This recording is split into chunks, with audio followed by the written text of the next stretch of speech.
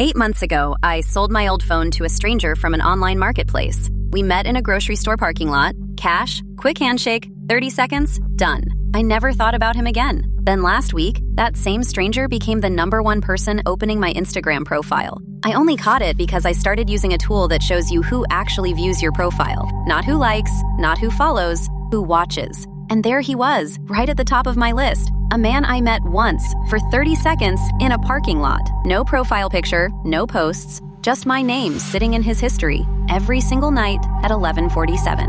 So I looked closer. He was not glancing. He was scrolling all the way back, through photos I posted years ago, reading captions I had forgotten I ever wrote. In 1 month, he opened my profile over 200 times, and I still could not understand how he even knew who I was. Then it hit me. I wiped that phone before I sold it, or I thought I did, but my old photos were still quietly syncing to an account I never logged out of. Every picture, every place I had tagged, every face. He had been reading my entire life off a device I handed him myself.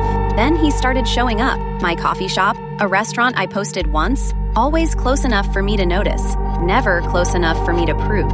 And here is what nobody tells you. It is not some genius hacker you should be afraid of. It is the ordinary trail, the phone you sell, the login you forget, the little pieces you leave behind. A stranger can rebuild your entire world from them. The only reason I am okay is that I saw him first. That tool showed me exactly who was watching, so I could screenshot it, report him, and lock everything down before it turned into something worse. Instagram would never have told me. It never does. If you have ever sold a device, or you just feel like someone is watching, go and see who is really opening your profile. The link is right in the description. You deserve to see them before they ever reach you.